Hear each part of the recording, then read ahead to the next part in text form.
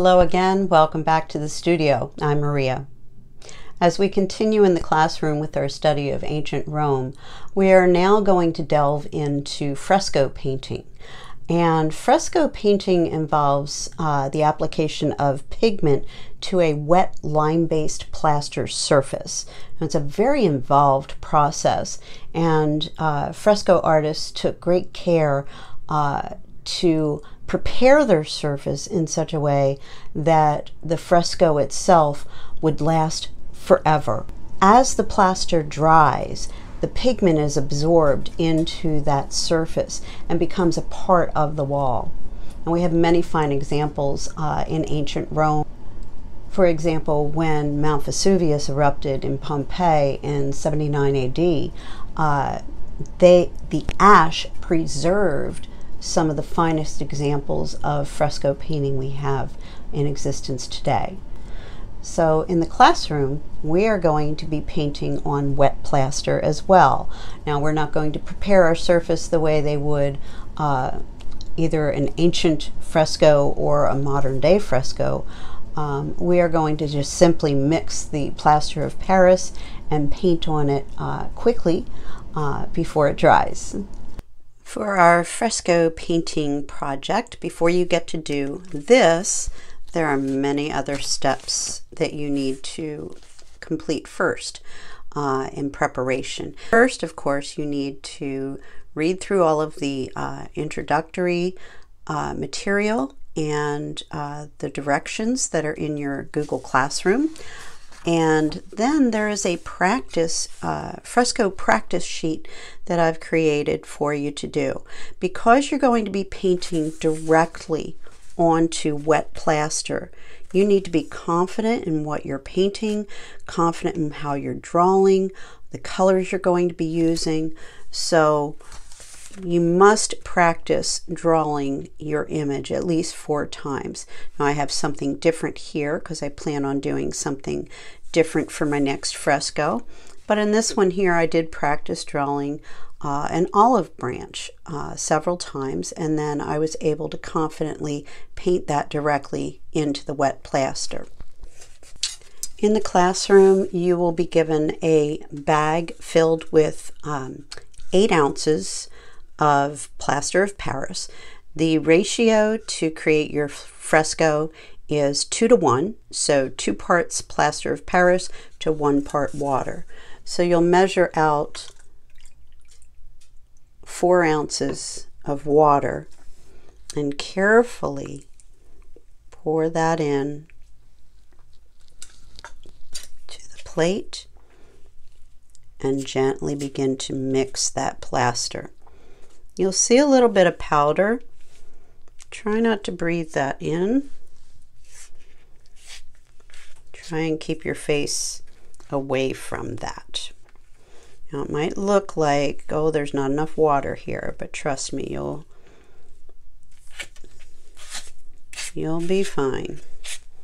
Do not add more water.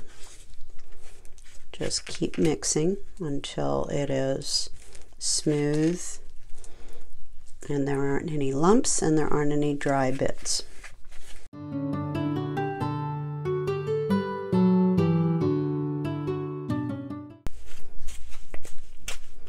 As you can see, that was just the right amount of water. Takes a little bit of doing, but stick to that 2 to 1 ratio. Now, what I'm doing here, it's almost like icing a cake. You want to spread this out, and then you want to embed this piece of yarn, piece of string. It's about 3 or 4 inches long. You want to embed that into one end. That's how you're going to be able to hang your plaque up later. So I'm just going to put that in there. And then once I have this spread out pretty evenly, I'm going to gently tap it on the table to further smooth this out so I have a nice smooth surface to work on.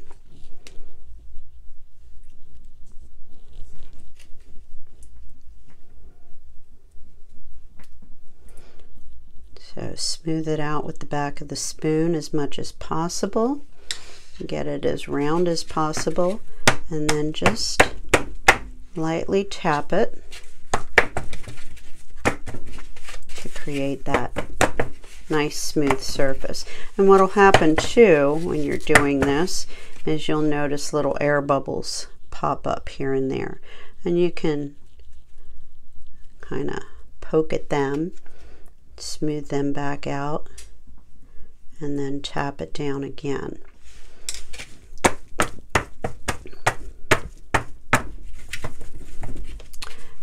And now I'm going to let this sit and cure for about 15 to 20 minutes before I begin painting on this surface. Now that I've let my surface cure and set, you can see it's to the touch, it's firm, but it's still quite wet, even a little bit warm.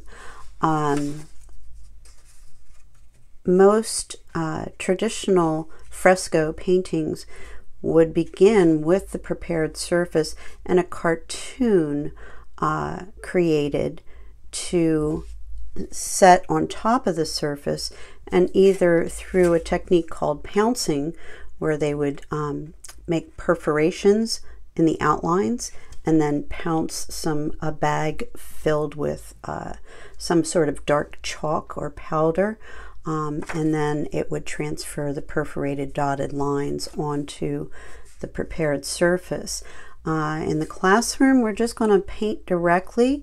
We've practiced on the practice sheets, but if you'd like, you can still create a cartoon and then press with your pencil to outline, and it will incise on your surface the lines. So you can do that if you choose to. Of course, now I moved it. It's probably going to be a little bit wonky here. I think I actually put it down pretty close to where I had it. So I'm just going to do that just for the sake of demonstration. And since I already started doing it, might as well finish. So again, this is a simple way of transferring your drawing onto the surface. So if you're still not quite sure or confident in your ability to draw directly onto this prepared surface, you can use this method. And now I'm ready to paint. I have my tempera paints ready. I have my cup of water, my paper towel, and I'm just going to get right into it.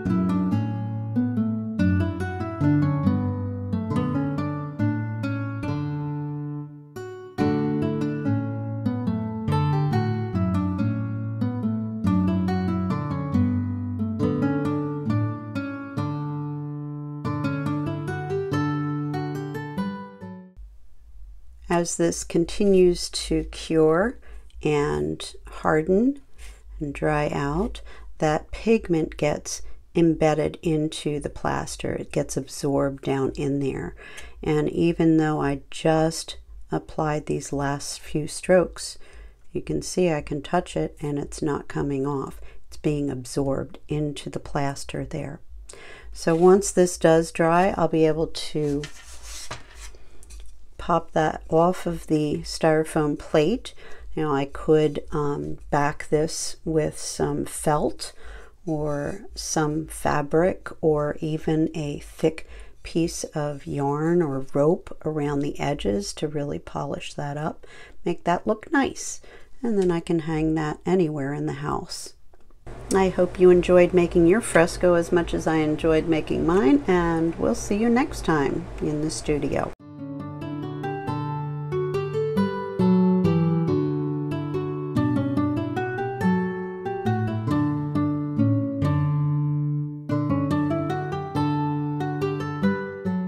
Fresco painting really is a permanent kind of painting and lasts for many, many, many, many centuries. So if you're ready to get started, I am too. That was a horrible ending. I hope you enjoyed making your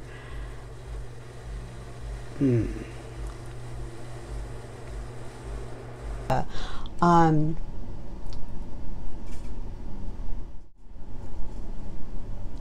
don't like that either. Try again. Third time's a charm. Here we go.